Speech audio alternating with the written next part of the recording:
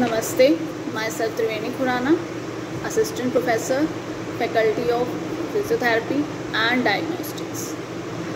Today we are going to discuss about the indications, benefits, contraindications and technique. What are the indications for stretching? Every patient with symptoms involving the locomotor system, particularly symptoms of pain or constrained movements, should be examined to assess joint and muscle function. If examination shows joint play to be normal but reveals shortened muscle or muscle spasm, then treatment by stretching is indicated. With a view towards preventive medicine, all younger children should be examined and if necessary treated for any disturbed muscle function before symptoms appear. Now, what are the contraindications of stretching? Contraindications to joint stretchings are hypermobility, joint ankylosis, nerve compression, angiopathy, osteoporosis, acute trauma, joint inflammation, recent surgery, and intense pain in stiff joints. What are the benefits of stretching rehabilitation? These are increased range of movement, decreases muscle tone or tension, increases proprioception, awareness of body position, improves neuromuscular coordination, reduces the risk of muscular and soft tissue injury, improves sweep of synovial fluid around joint capsule, supplying nutrients. Now there are some factors which affect stretch such as joint biomechanics, muscle structure and muscle insertions, flexibility of muscles and tendons, flexibility of joint capsules and joint ligaments, flexibility of blood vessels, free pathway of nerves, flexibility of surrounding connective tissue and muscles involved in the same movement, periods of immobilization, trauma, surgery, radiation treatment, adhesions and scar tissue, surgical intervention on blood vessels, certain type of joint prosthesis, inflammation, spasticity or rigidity, pain tolerance. Now before going to techniques, we should have to discuss the rules about stretching. That these are no bouncing. But in this, hold a static stretch to build up soft tissue tension. So change occurs in tissue length. Bouncing can tear tissue to cause injury in other affected areas. No pain. Stretching should not cause a sensation of discomfort or sharp pain, particularly indicates that the muscle is being stretched too far. Do not hold the breath. Relax, breathe slowly and rhythmically and focus on the muscle when stretching. Lengthen and stretch the muscle tissue upon exhalation. Know what area needs to be stretched and why. Each individual requires different areas of flexibility. Assessments are helpful to recognize the tight, unstable areas and appropriate stretches need to be prescribed. Maintain balance between stretching and strengthening exercise to ensure joint stability, minimizing the chance of joint injury. Watch for muscle substitution. Be specific on the muscle group being stretched. Make sure that compensatory muscle groups are not overpowering. Now there are some tips related to general stretching. These are: stretching the muscle group is only beneficial when done correctly. Just as there is more than one way to achieve a set goal, there is more than one stretch to enhance flexibility. Based on our experience, gradual, slow, sustained stretches reaching away using correct techniques prevent injuries from occurring.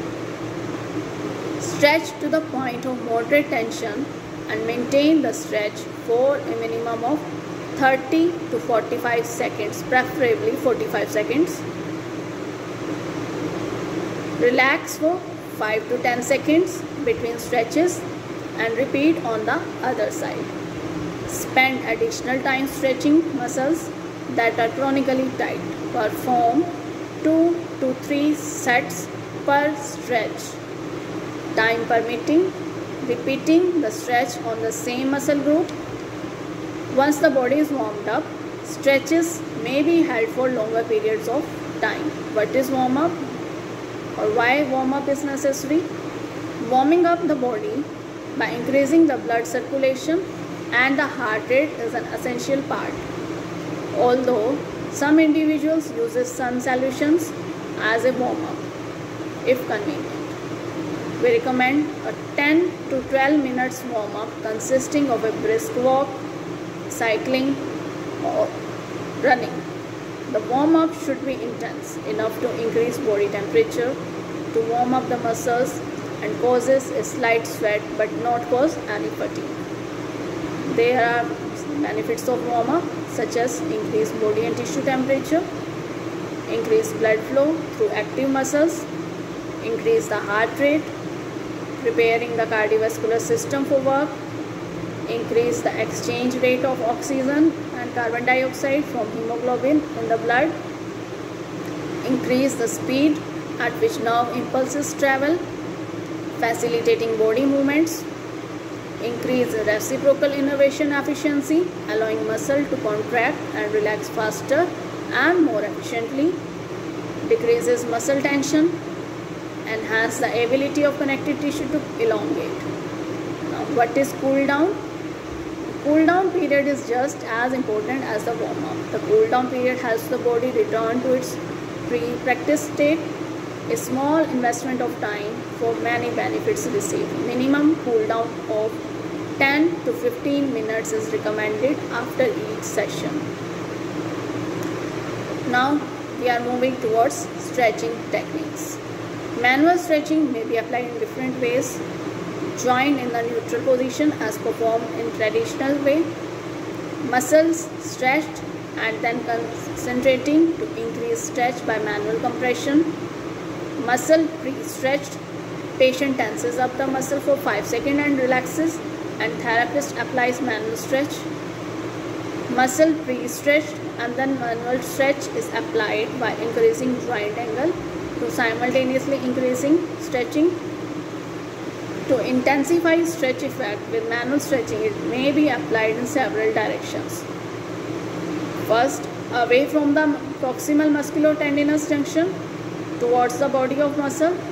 Example, biceps and femoris.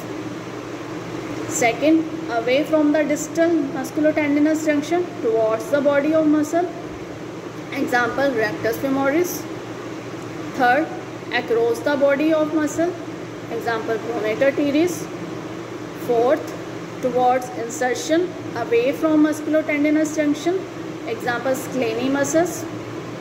Fifth, manual pressure to induce stretch may be applied in different ways, as hand may be applied only locally on the musculotendinous junction or on the site of trigger point or fibrotic tissue due to previous trauma, or hand may be moved stepwise from the musculotendinous junction towards the belly of the muscle to intensify stretch effect, or in the big muscles, hand may also be moved sideways to increase stretch in the lateral and medial side of the muscle, or hand may be allowed to glide from the musculotendinous junction towards the belly of the muscle to intensify stretch effect in different parts of the muscle.